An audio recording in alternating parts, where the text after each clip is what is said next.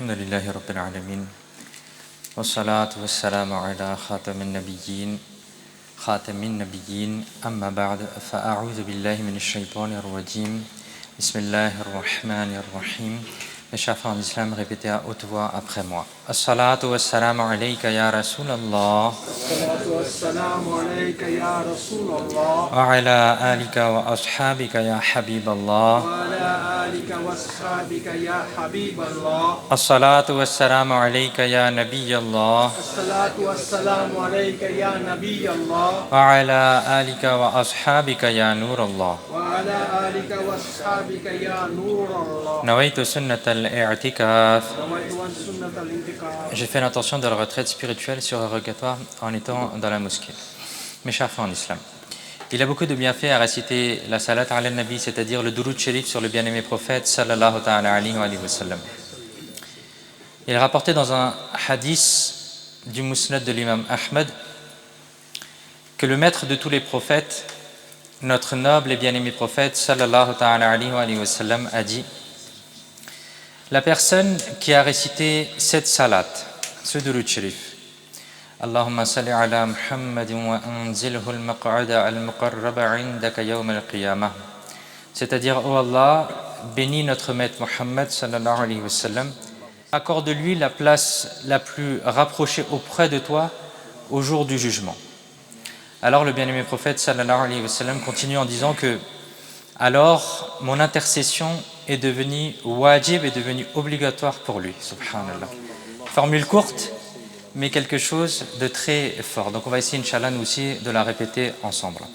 Allahumma salli ala Muhammadin wa anzilhu al-maq'ada al-muqarraba 'indaka yawm al-qiyamah. Sallu ala al-habib sallallahu ta'ala ala Muhammad sallallahu alayhi wa alihi wa sallam.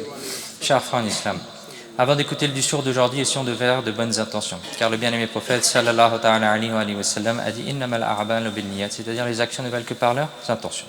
Donc essayons de faire les intentions par exemple suivantes, qu'on essaiera d'écouter le discours d'aujourd'hui du début à la fin pour obtenir l'agrément d'Allah Azza wa Jal, pour essayer de s'améliorer, pour essayer de se corriger, pour essayer de se refortifier notre foi et pour, Inch'Allah, aussi apprendre la science religieuse à ceux qui sont absents, aux personnes qui sont à la maison ou ailleurs, Inch'Allah al-Karim. Par respect pour la science religieuse, on essaie d'éviter de donner le dos à la Qibla, de nous asseoir en faisant les pieds vers la Qibla, ou de nous asseoir en nous adossant aussi. Si on n'a pas de problème de santé, on essaie d'éviter de s'adosser, parce qu'en s'adossant, parfois on devient paresseux, on devient négligent et on ne comprend pas ou on ne fait pas attention réellement à ce que l'on apprend. Chers frères en islam, Allah Azza wa Jal dit dans le noble Coran: أرأيت الذي يكذب بالدين فذلك الذي يدعو اليتيم ولا يحض على طعام المسكين فويل للمصلين الذين هم عن صلاتهم ساهون الذين هم يراءون ويمنعون الماعون صدق الله العظيم وصدق رسوله النبي الكريم. Traduction des Kanzul Irfan. As-tu vu cette personne qui renie la religion? Alors c'est quelqu'un qui repousse l'orphelin. Cette personne qui renie la religion, c'est quelqu'un qui repousse l'orphelin et qui n'encourage pas à donner à manger aux pauvres. Ainsi, il y a ruine, il y a malheur pour ces prieurs qui sont insouciants vis-à-vis de leurs prières, ceux qui font de l'ostentation et qui ne donnent même pas les choses ordinaires d'usage. Chers frères en islam, ô vous les amoureux du prophète, par la faveur et la miséricorde d'Allah Azza wa Jal, le mois vénéré Zishan, le mois honoré Mukarram de Sha'ban al-Mu'azzam est déjà arrivé, alhamdulillah. Et nous avons le privilège de vivre dans ces moments-là, thumma alhamdulillah. Le mois de Sha'ban al-Sharif est un mois d'une grande importance, où il y a beaucoup de khair, il y a beaucoup de barakah, de bien et de bénédiction. Le dernier prophète d'Allah, sallallahu ta'ala alayhi wa sallam, a dit Sha'banul mutahhiru wa Ramadanul mukaffiru. Sha'ban est purificateur et Ramadan est expiateur des péchés. Expiateur, c'est-à-dire qu'il fait pardonner les péchés. Chers frères en islam, les respectables savants disent à propos du mois de Sha'ban que durant le mois de Sha'ban, il convient d'accomplir en particulier l'abondance de la salat ala nabi du Durud Sharif sur le bien-aimé prophète sallallahu ta'ala alayhi wa sallam. Il existe deux raisons à cela. Premièrement, le bien-aimé prophète sallallahu ta'ala alayhi wa sallam a dit Sha'ban shahri wa Ramadan shahrullah. Sha'ban est mon mois et Ramadan est le mois d'Allah, subhanallah. Donc puisque Sha'ban et en particulier le mois de notre maître et bien-aimé prophète sallallahu ta'ala alayhi wa sallam, alors il convient, il est préférable de réciter la salat ala nabi, le durud sharif sur le bien-aimé prophète sallallahu ta'ala alayhi wa sallam avec kathra, avec abondance. La deuxième raison pourquoi il est bien de réciter, de multiplier, de réciter en abondance la salat ala nabi, le durud sharif, est la suivante qui est donnée par les savants, qui est que le verset relatif à la salat ala nabi au durud sharif, celui dans lequel on a reçu l'ordre de réciter cela, se trouve dans surat Al-Ahzab. Inna Allah wa malaikatahu yusalluna ala nabi ya ayyuhalladhina amanu sallu alayhi wa sallimu taslima. Allahumma salli ala sayyidina maulana Muhammadin wa barik wa salli alayhi. Traduction des Kanzul Irfan, certes, Allah et ses anges envoient la salat sur le prophète. Ô vous qui avez la foi, envoyez sur lui la salat et le salam en abondance. Et selon une opinion, ce verset sacré a été révélé pendant le mois de Sha'ban. C'est pourquoi pendant le mois de Sha'ban, nous devons essayer de réciter autant que possible et en abondance de préférence la salat ala nabi, le durud sharif sur le bien-aimé prophète sallallahu ta'ala alayhi wa sallam. Donc une première ibada, une première chose à laquelle il faut faire attention durant le mois de Sha'ban que nous venons de commencer, c'est réciter autant que possible le durud sharif, la salat ala nabi sur le bien-aimé prophète sallallahu ta'ala alayhi wa sallam. De même, d'autres adorations sont aussi recommandées durant ce mois-là. Durant le noble mois de Sha'ban, il est bien de réciter le Coran en abondance avec kathra. Certains récits rapportent que le noble mois de Sha'ban a même reçu le nom de Shahrul Qura, c'est-à-dire le mois de la récitation. Et dans un autre récit, il est également dit que le noble mois de Sha'ban s'est adressé à Allah Azza wa Jal en disant « Ô Seigneur, tu m'as placé entre deux mois d'une grande importance, c'est-à-dire Rajab et Ramadan. Qu'as-tu prévu pour moi? Je suis entre deux mois. » Alors Allah Azza wa Jal a dit « J'ai mis en place la récitation du Coran en toi, subhanallah, c'est-à-dire durant le mois de Sha'ban. » Chers frères en islam, il y a également d'autres ibadah, d'autres adorations qu'il est bien de faire durant le mois de Sha'ban. Il est bien de faire des jeûnes surérogatoires en abondance avec kathra durant le mois de Sha'ban. En effet, un jour, une question a été posée à notre bien-aimé prophète sallallahu ta'ala alayhi wa sallam qui disait que après le Ramadan, quels sont les jeûnes les plus recommandés? Quels sont les jeûnes après Ramadan les plus recommandés? Alors le bien-aimé prophète sallallahu ta'ala alayhi wa sallam a répondu les jeûnes du mois de Sha'ban pour honorer le Ramadan. Allahu Akbar. Autre ibadah, autre adoration qu'il est recommandé de faire durant le mois de Sha'ban, c'est le istighfar, le repentir. Le istighfar, mes chers frères, est une adoration importante durant le mois de Sha'ban al-Sharif. En effet, le dernier prophète d'Allah, sallallahu ta'ala alayhi wa sallam, a dit « Voici un mois auquel les gens prêtent peu d'attention, ne font pas beaucoup attention à ce mois-là.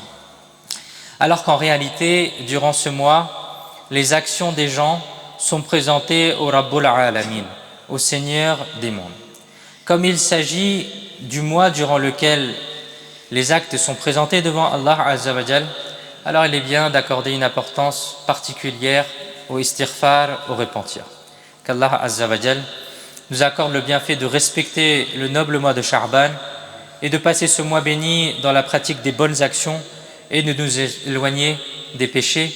Amin. Bijahi khatam al-nabiyyin sallallahu ta'ala alayhi wa sallam. Sallu ala al-habib sallallahu ta'ala ala Muhammad sallallahu alayhi wa sallam. Ça, c'était relatif au mois de Sha'ban. En premier lieu, on a écouté qu'il est bien de réciter la salat ala nabi en abondance, de réciter le Durud Sharif en abondance durant ce mois-là, parce que le bien-aimé prophète sallallahu alayhi wa sallam a également dit que ce mois-là est mon mois. Et il y a également d'autres adorations comme le jeûne, comme le istighfar et comme on vient de l'entendre, d'autres adorations. Maintenant, essayons, mes chers frères, de revenir à ce que l'on a entendu au début de ce discours. Au début de ce discours, mes chers frères, nous avons eu l'honneur d'écouter l'une des 10 dernières sourates de la fin du Coran, qui est la sourate Al-Ma'oun. Venez, essayons maintenant de comprendre quelle est cette sourate-là, et essayons de comprendre les enseignements que l'on peut en tirer. Ô vous les amoureux du prophète, la sourate Al-Ma'oun est une sourate mécoise, makkiya, c'est-à-dire parmi celles révélées avant la Hijra. La sourate qui est makkiya, qui est mécoise, c'est celle qui est révélée avant la Hijra. Après la Hijra, c'est celle qu'on va appeler celle médinoise. Elle comporte un recours et 7 versets. Ma'oun, le titre qui est donné dans cette sourate, signifie une petite chose utile. Ce mot figure dans le dernier verset de cette sourate. C'est pour cela que l'on l'appelle sourate Al-Ma'oun. Il a également été dit que la moitié de cette sourate a été révélée à Makkatul Mukarrama à propos des non-musulmans mécois, comme Abu Jahl, As ibn Wa'il, etc. Tandis que l'autre moitié a été révélée à Madinatul Munawwara à propos de l'hypocrite Abdullah ibn Abi Saloul. C'est-à-dire qu'il y a 2 parties, on va essayer de comprendre, Inch'Allah, quelle est la partie dont on parle de Abu Jahl et quelle est la partie dont on parle des hypocrites. Al-Allama al-Bukhari, rahmatullahi alayh, a dit: dans la sourate Al-Ma'oun, il a été principalement enseigné que renier, refuser de croire au jour du jugement et refuser de croire à ce que l'on sera présenté dans la cour d'Allah Azza wa Jal constitue la racine de tous les maux. Abu al-Khaba'is, ce refus de croire au jour du jugement et au fait qu'on va être présenté dans la cour d'Allah Azza wa Jal conduit l'être humain à s'habituer à de mauvaises habitudes, à s'habituer à de mauvaises mœurs et à un comportement indigne. C'est le refus de croire au jour du jugement qui transforme certaines personnes en un oppresseur et en quelqu'un d'injuste, de zalim, qui fait du zulm, qui transgresse, qui est injuste. C'est le refus de croire au jour du jugement qui enlève toute humanité à certaines personnes. Elles deviennent alors, sous apparence humaine, des personnes qui maltraitent les autres, qui repoussent brutalement les orphelins, qui repoussent les pauvres et ceux qui sont sans soutien. C'est ce même refus du jour du jugement qui rend la personne hypocrite. C'est ce refus-là du jour du jugement et d'être présenté devant la cour d'Allah Azza wa Jal qui conduit certaines personnes à la désobéissance envers notre Seigneur. Et c'est ce refus qui précipite la personne dans l'avarice, dans le bukhl, dans la cupidité, qui l'emmène à sa propre perte, c'est-à-dire qu'il ne veut pas dépenser pour des choses utiles. Il est rapporté également comment est-ce que ce verset et ces versets ont été révélés. Essayons de comprendre le asbab al-nuzul, la raison de la révélation de ces versets. À Makkatul Mukarrama, il y avait un orphelin. Et le pharaon de cette umma, c'est-à-dire un grand nombre musulman de Mecca, qui s'appelle Abu Jahl, a assumé la responsabilité de cet orphelin. Il a accepté de subvenir aux besoins, à l'éducation de cet orphelin. Mais qu'est-ce qu'il a fait en plus de cela? Abu Jahl, il s'est accaparé, il a pris possession, il a volé les biens de l'orphelin qu'il avait reçu en héritage. Il aurait fallu que Abu Jahl prenne soin de cet orphelin, mais ce malheureux avait le cœur rempli d'avidité et de cupidité. Il avait l'amour pour l'argent qui surpassait le respect de l'orphelin. Au lieu d'assurer l'éducation de l'orphelin, il s'est donc approprié, il s'est accaparé, il a volé les biens de l'orphelin. Et un jour, lorsque l'orphelin est un peu grandi, il est venu voir Abu Jahl pour récupérer ses biens. Mais ce malheureux Abu Jahl l'a chassé sans ménagement. Les chefs du Quraysh ont en réalité, on dit à cet orphelin: va auprès de Sayyidina Muhammad sallallahu alayhi wa sallam. Il saura te venir en aide. Et les chefs de Quraysh, qui n'étaient pas musulmans, ils ont dit cela mais sur un ton de moquerie. Ils ont prononcé ces paroles sur le ton de la plaisanterie. Leur intention était que ce jeune orphelin demande de l'aide à notre bien-aimé prophète sallallahu alayhi wa sallam, Et il pensait que notre bien-aimé prophète sallallahu ta'ala alayhi wa sallam ne pourrait rien faire pour lui. C'est-à-dire qu'il viendrait et que Abu Jahl se moquerait comme à son habitude et qu'il ne donnerait pas les biens de l'orphelin. Mais qu'est-ce qu'il savait du véritable statut de notre bien-aimé prophète sallallahu ta'ala alayhi wa sallam? Il est le Habib d'Allah, il est le bien-aimé d'Allah. S'il indique la moindre volonté par un simple geste de son sourcil, le bas monde pourrait en être renversé. Simplement, le bien-aimé prophète sallallahu alayhi wa sallam a levé les yeux pendant la prière, la direction de la Qibla a été changée. Lui dont le geste a fait revenir le soleil alors qu'il s'était couché, qui d'un doigt a fendu la lune en deux. Pensez-vous que s'il l'avait souhaité, il n'aurait pas pu disperser et dissiper la souffrance d'un simple orphelin? Mais que savait-il du rang du Habib, de l'ami, du bien-aimé d'Allah? Quoi qu'il en soit, cet orphelin s'est présenté devant le bien-aimé prophète sallallahu alayhi wa sallam pour vous exposer sa plainte. Le noble bien-aimé prophète sallallahu alayhi wa sallam l'a pris avec lui et s'est rendu immédiatement chez Abu Jahl. Les chefs des Quraysh pensaient que Abu Jahl ferait preuve d'arrogance, d'irrespect, ma'adallah, qu'Allah azza wa jal nous en préserve, qu'il adopterait un comportement irrespectueux envers le messager d'Allah sallallahu alayhi wa sallam. Mais voilà, dès que Abu Jahl a vu le bien-aimé prophète sallallahu alayhi wa sallam, il vous a salué avec respect et vous a accueilli chaleureusement, puis vous a immédiatement remis les biens de l'orphelin. En constatant cela, les Quraysh et les chefs des Quraysh étaient stupéfaits, étaient étonnés. Qu'est-ce qui se passe aujourd'hui? Abu Jahl, lui qui manque toujours de respect et qui ne manque pas une occasion pour se moquer des musulmans et du bien-aimé prophète sallallahu alayhi wa sallam, qu'est-ce qui lui est arrivé aujourd'hui? Alors ils ont demandé à Abu Jahl ce qu'il s'était passé. Alors Abu Jahl a dit: par Allah, wallah, j'ai vu à droite et à gauche de Muhammad sallallahu alayhi wa sallam une lance. J'ai craint que si je n'obéissais pas, alors cette lance me transpercerait. Allahu Akbar. Subhanallah. Sallu ala al-Habib sallallahu ta'ala ala Muhammad sallallahu alayhi wa sallam.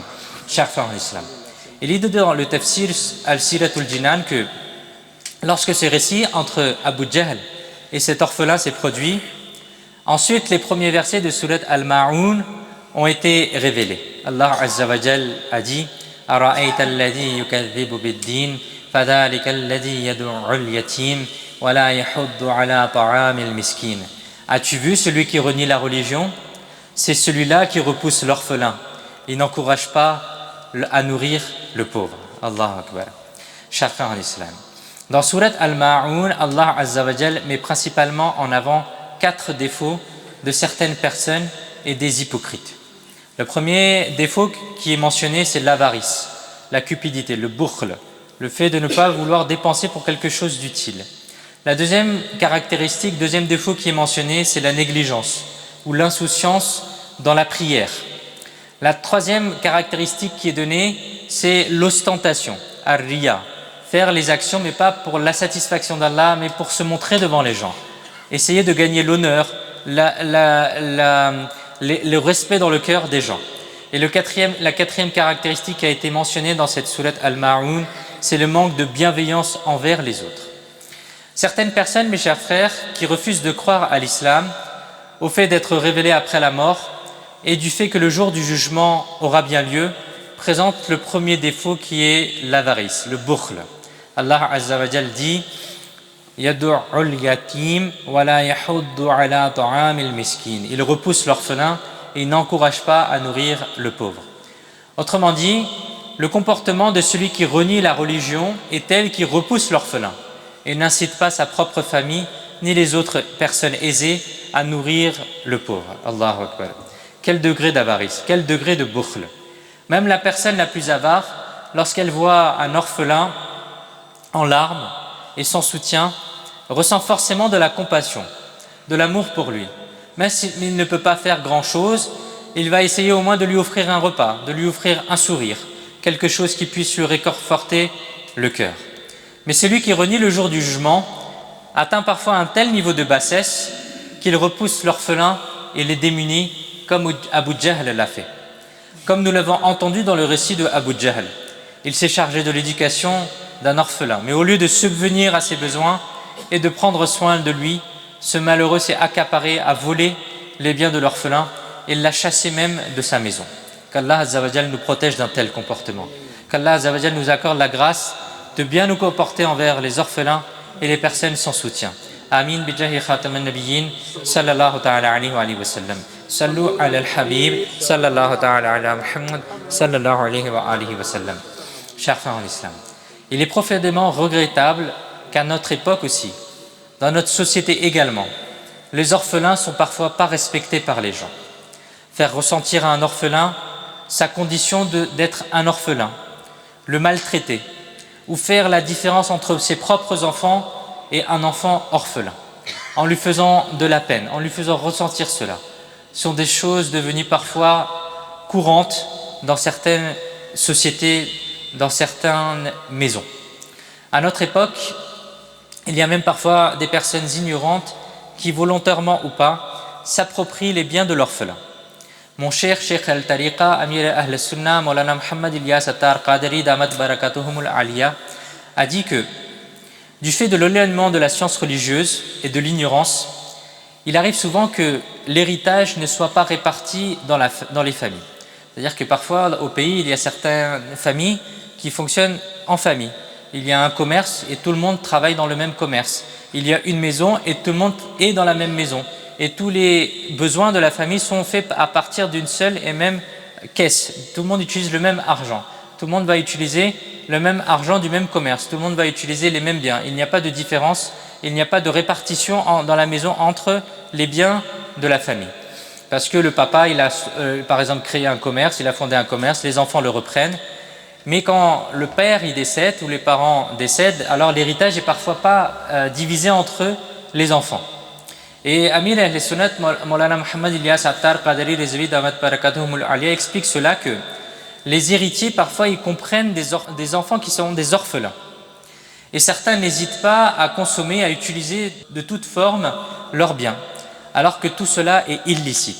Et nul ne s'en soucie. C'est-à-dire qu'il y a une habitude parfois chez certaines familles où le père il avait un commerce ou bien il y avait un fonctionnement dans la maison et ensuite quand le père il décède, l'héritage il n'est pas distribué. Pas grave, on continue à garder les factures au nom du papa, c'est pas grave, on continue à garder la même caisse et tout le monde utilise de cela. Alors que dans la charia, il faut distribuer pour que même s'il y a un enfant orphelin, il puisse recevoir son héritage. Et ensuite, on peut utiliser de l'argent que le papa avait laissé. Et certains, ils n'hésitent pas malgré cela à utiliser l'argent qui est parfois destiné à aussi un orphelin. Sachez bien que, et il continue en disant que sachez bien que s'il y a un orphelin parmi les héritiers de la personne décédée, tant que l'héritage n'a pas été partagé et la part de l'orphelin mise à part, vous ne pouvez pas en disposer pour faire une sadaqa ou tout autre acte de charité pour l'envoi de récompense aux défunts. Dans Surat An-Nisa, verset 10, Allah Azza wa Jal, il dit Innal ladhina ya'kuluna amwal al-yatama dhulman innama ya'kuluna fi butunihim nara wa sayaslawna sa'ira. En vérité, ceux qui dans l'injustice, dans le dhulm, s'approprient les biens de l'orphelin ne remplissent leur ventre que du feu. Bientôt, ils entreront dans un feu ardent. Qu'Allah Azza wa Jal nous en préserve. Le célèbre commentateur du Coran, Mufti Ahmad Yarkhan Naimi, rahmatullahi alayh, explique ce verset en disant que lorsque le fait de consommer les biens de l'orphelin mélangés aux vôtres est devenu haram, est devenu illicite dans plusieurs cas, alors il est forcément interdit de les consommer séparément aussi. Il en découle que vous pouvez offrir un cadeau à un orphelin, mais vous ne pouvez pas accepter un cadeau de sa part.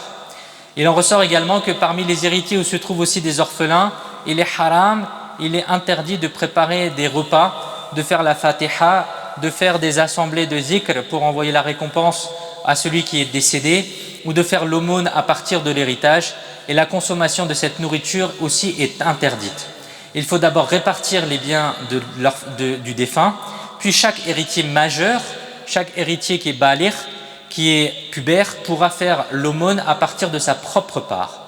Le Mufti explique également que lorsque le défunt laisse des orphelins ou des héritiers absents, il est haram, il est interdit d'effectuer la fatiha, c'est-à-dire préparer des repas ou faire des sadaqas, ce qu'on appelle chez nous le tija, le daswa, le talisma, c'est-à-dire lorsqu'on se réunit le 3e jour après le décès, le 10e jour après le décès ou le 40e jour après le décès de la personne pour réciter du Coran, offrir un repas et envoyer la récompense de toutes ces actions à celui qui est décédé, à partir des biens communs, tout cela est interdit. Car le droit de l'orphelin est également inclus dans cet héritage. Il faut d'abord procéder au partage de l'héritage, puis chaque héritier qui est baalir, qui est pubère, peut alors accomplir ses actes à partir de sa propre part. Sinon, toute personne qui, en toute connaissance de cause, prend de ses biens, consommera le feu de l'enfer. Et le jour du jugement, de la fumée sortira de sa bouche. Il est rapporté que ceux qui auront consommé injustement les biens de l'orphelin seront ressuscités le jour du jugement avec de la fumée s'échappant de leur bouche, de leurs oreilles et de leur nez. C'est ainsi qu'ils seront reconnus comme ceux qui ont pris à tort les biens de l'orphelin. Qu'Allah Azza wa Jal nous accorde la capacité d'accomplir pleinement les droits des orphelins ainsi que de tous les musulmans. Écoutons maintenant 3 hadiths sur les mérites de la bienveillance envers les enfants orphelins. Le bien-aimé prophète sallallahu alayhi wa sallam a dit: parmi les musulmans, la meilleure des maisons est celle où réside un orphelin, envers qui l'on se comporte avec bonté, et la pire maison est celle où se trouve un orphelin, envers qui l'on se comporte mal. Notre bien-aimé prophète sallallahu alayhi wa sallam a également dit que les pauvres entreront au paradis 40 ans avant les riches. Ô Aïcha, ne revois pas le pauvre les mains vides. Même si tu ne peux lui offrir qu'un simple morceau de date, donne-le lui. Ô Aïcha, aime les pauvres et garde les proches de toi, afin qu'Allah te rapproche de lui au jour du jugement.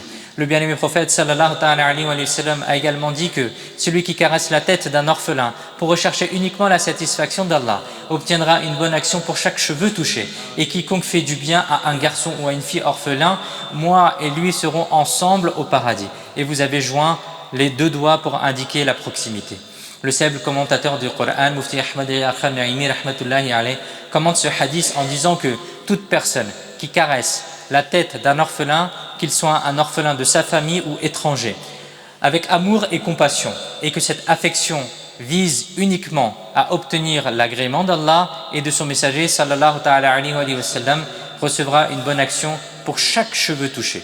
Cela concerne la simple caresse. Pensez donc à la récompense accordée à celui qui consacre de l'argent à cet orphelin, s'occupe de lui transmet une éducation, une formation. Imaginez combien la récompense sera grande. Allahu Akbar. Chers frères en islam, en caressant la tête d'un orphelin, non seulement on obtient des récompenses, mais la dureté du cœur aussi s'atténue et nos besoins se voient également exaucés. En effet, Sayyidina Abu Darda radiyallahu ta'ala anhu rapporte qu'un homme s'est présenté devant le bien-aimé prophète sallallahu alayhi wa sallam pour se plaindre de la dureté de son cœur. Alors le bien-aimé prophète sallallahu alayhi wa sallam lui a dit: souhaites-tu que ton cœur devienne doux et que tes besoins soient satisfaits? Alors fais miséricorde à l'orphelin. Passe la main sur sa tête et donne-lui à manger de ce que tu manges. En faisant cela, ton cœur s'adoucira et tes besoins seront comblés. Subhanallah.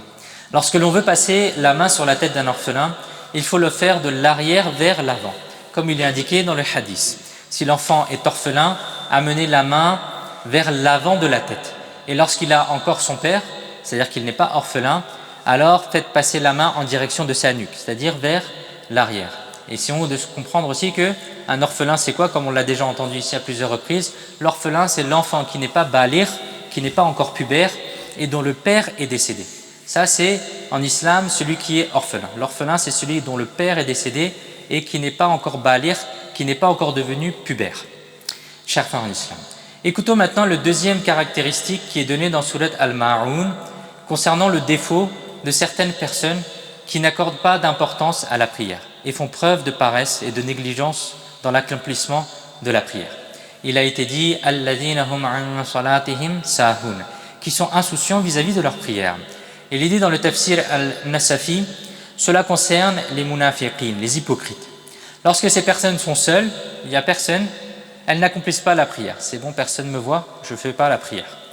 Parce qu'elles ne considèrent pas cela comme une obligation, mais en présence des autres, elles prétendent être assidues à la prière, se donnent l'apparence de personnes qui pratiquent correctement la prière et se donnent l'apparence de personnes qui se lèvent uniquement pour se faire remarquer. En réalité, ces personnes sont négligentes envers la prière. Voici quelques formes de négligence envers la prière. Par exemple, ne pas accomplir la prière avec assiduité, régulièrement, ne pas accomplir la prière à l'heure prescrite, ne pas accomplir les fara'id et les wajibat de la prière, les actes obligatoires de la prière, ne pas prier en groupe sans excuse légitime, ne pas accorder d'importance à la prière, rater la prière en étant tout seul, mais le faire ostensiblement devant les autres gens, etc., etc.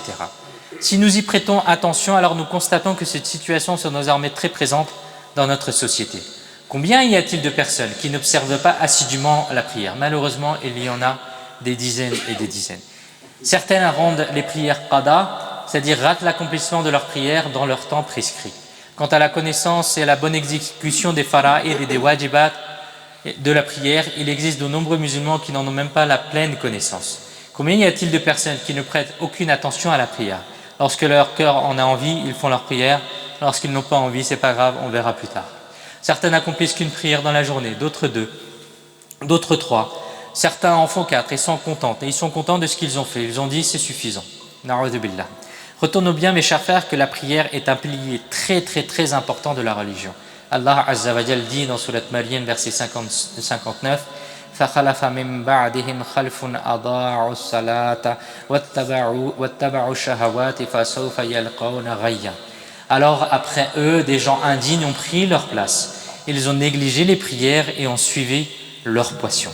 Et après eux, des gens indignes ont pris leur place. Est-ce que nous ne sommes pas dans cette situation? Des gens indignes ont pris leur place, ils ont négligé les prières et ont suivi leur passion. Alors bientôt, ils rejoindront la vallée redoutable de Rey en enfer. Dans ce verset sacré, il a été mentionné la vallée de Rey. Allama Mufti Muhammad Amjad Ali A'azami rahmatullahi alayhi a dit que Rey est une vallée en enfer, dont la chaleur et la profondeur sont les plus intenses. Il s'y trouve un puits appelé Habhab. Lorsque le feu de l'enfer menace de s'éteindre, lorsque le feu de l'enfer va s'éteindre, Allah Azza wa Jal ouvre ce puits.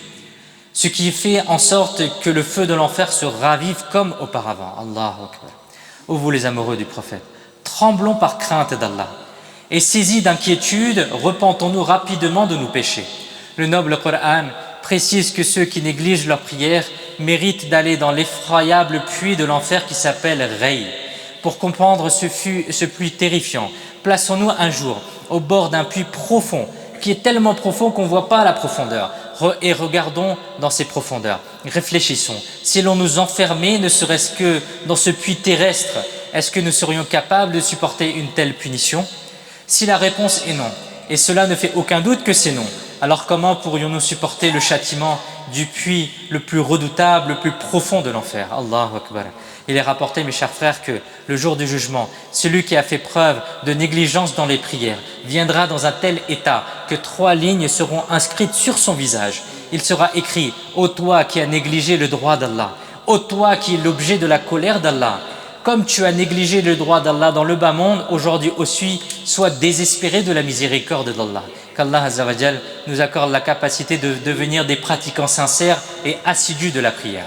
Chers frères en islam, la 3e caractéristique de ceux qui renient le jour du jugement est qu'ils font preuve d'ostentation. Ar-riya. Allah Azza wa Jal, il dit alladhina hum yura'un, ceux qui font de l'ostentation. Autrement dit, les hypocrites remplissent leurs devoirs religieux, non pas pour obtenir la satisfaction d'Allah, mais pour se faire remarquer des gens, pour que les gens le voient. Adorer autrement que dans l'intention d'Allah, dans l'intention d'obtenir la satisfaction d'Allah, relève de l'ostentation. Par exemple, si l'on accomplit un acte d'adoration pour que les gens en soient témoins, accomplit un acte d'adoration afin de tirer un avantage matériel, d'être loué, d'être considéré comme pieux ou d'en tirer un honneur, cette personne est appelée une personne ostentatoire.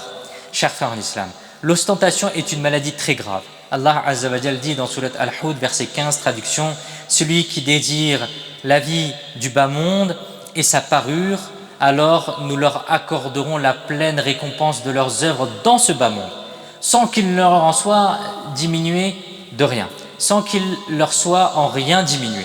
Celui qui désire la vie du bas monde et sa beauté, sa parure, alors nous leur accorderons la pleine récompense de leurs œuvres dans ce bas monde, sans qu'il ne leur en soit rien diminué. Sayyidina Ibn Abbas radiyallahu ta'ala anhu explique dans le commentaire de ce verset que les ostentateurs ont déjà reçu dans le bas monde la récompense de leur bonne action. Ils n'auront rien le jour du jugement et qu'ils n'auront fait aucune injustice, c'est-à-dire toute la récompense qu'ils devaient avoir dans la akhira, ils la recevoir dans la dunya. et aucune injustice ne leur est faite, même de la taille d'un seul atome. Allahu Akbar. Et il est rapporté dans un hadith également que certes, il y a en enfer une vallée dont elle-même cherche refuge auprès d'Allah 400 fois par jour. Allah Azza wa Jal a préparé cette vallée pour les ostentateurs de la Ummah de Muhammad sallallahu alayhi wa sallam, les huffaz du noble Coran, ceux qui font l'aumône pour autre qu'Allah, par exemple par ostentation pour recevoir les éloges des gens, les hadiths de la maison d'Allah et ceux qui cheminent dans le voie d'Allah. Pour obtenir d'autres informations, on pourrait aller dans un livre qui s'appelle Les Vertus, l'invitation à la vertu. Chers frères en islam, la quatrième et dernière caractéristique de certaines mauvaises personnes présentées dans Surat Al-Ma'oun est la suivante. وَيَمْنَعُونَ الْمَاعُونَ. Et ils ne donnent même pas les choses ordinaires d'usage, du quotidien. Le sens de ma'oun est un objet d'usage courant. Cela signifie que les hypocrites se montrent tellement avares, tellement radins, insensibles, indifférents, que si quelqu'un leur demande ne serait-ce qu'un objet ordinaire d'usage courant, ils refusent de le donner. Chers frères en islam, nous devons nous efforcer d'éviter absolument ce comportement propre aux hypocrites. Faisons disparaître l'avarice, la mesquinerie, le bourcle de nos cœurs. Devenons généreux de notre plein cœur et essayons d'être bienveillants envers les autres. Les savants disent même qu'il est recommandé, il est mustahab, qu'une personne garde chez elle des objets dont elle n'a pas besoin, mais qui pourraient être utiles à ses voisins et qu'elle les leur prête en cas de besoin. Allahu Akbar. Voilà comment le musulman doit être. La chère mère des croyants, Sayyida Aïcha Siddiqa radiyallahu ta'ala anha, a dit: j'ai demandé à Rasulallah sallallahu ta'ala alayhi wa sallam quelle est la chose dont il n'est pas halal d'empêcher l'accès, c'est-à-dire qu'il est ba'amab d'empêcher les gens de le prendre. Alors le bien-aimé prophète sallallahu ta'ala alayhi wa sallam a répondu: l'eau, le sel et le feu. Alors Sayyida Aïcha radiyallahu ta'ala anha continue en disant: j'ai demandé ya Rasulallah sallallahu ta'ala alayhi wa sallam, nous comprenons pour l'eau, mais pourquoi ce même jugement pour le sel et le feu? Alors le bien-aimé prophète sallallahu ta'ala alayhi wa sallam a répondu: oh Humayra radiyallahu ta'ala anha, celui qui a donné du feu à quelqu'un, c'est comme s'il avait offert en aumône, en sadaqa, toute la nourriture préparée grâce à ce feu. Celui qui a donné du sel à quelqu'un, c'est comme s'il avait offert en sadaqa, en aumône, toute la nourriture rendue savoureuse par le sel. Et celui qui offre à un musulman une gorgée d'eau, là où se trouve l'eau communément, là où on trouve facilement de l'eau, c'est comme s'il avait affranchi un esclave. Et celui qui offre à un musulman une gorgée d'eau, là où l'eau est difficile à obtenir, c'est comme s'il lui avait donné la vie. Allahu Akbar. Chers frères en islam, la sadaqa, mes chers frères, possède de très grandes vertus. D'après les hadiths sacrés, la sadaqa protège du feu de l'enfer. La sadaqa devient un voile contre le feu. La sadaqa diminue la colère d'Allah et éloigne d'une mauvaise mort. Celui qui donne la sadaqa sera le jour du jugement à l'ombre de sa sadaqa. La sadaqa ferme 70 portes du mal. La sadaqa protège de la chaleur de la tombe. La sadaqa d'un musulman prolonge sa vie. Le dernier prophète d'Allah sallallahu ta'ala alayhi wa sallam a dit: hâtez-vous de donner la sadaqa, c'est-à-dire dépêchez-vous de donner la sadaqa, car le malheur ne saurait précéder la sadaqa. Le malheur ne saurait passer au-delà de la sadaqa. Allahu Akbar. Voilà mes chers frères, alhamdulillah, la sourate Ma'oun.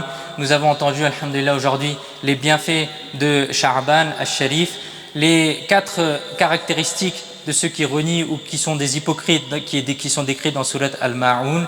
Qu'Allah Azza wa Jal nous permette d'accomplir et de mettre en pratique cela et de nous protéger contre ces caractéristiques.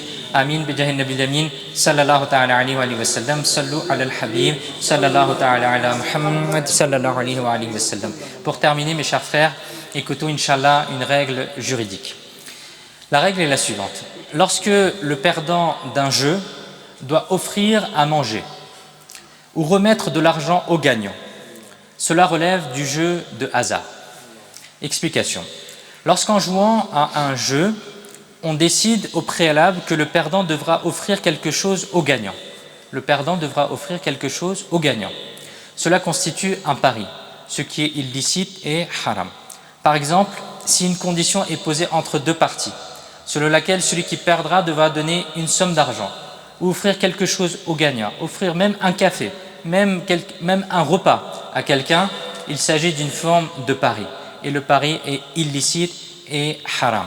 Allah Azza wa Jal a qualifié le pari d'impureté et d'action de shaitan dans le noble Coran. qu'Allah Azza wa Jal nous accorde la capacité d'apprendre les règles islamiques correctes et de les mettre en pratique. Amin. Bijahi khatam al-nabiyyin sallallahu ta'ala alayhi wa sallam. Sallu ala al-habib sallallahu ta'ala ala Muhammad sallallahu alayhi wa sallam.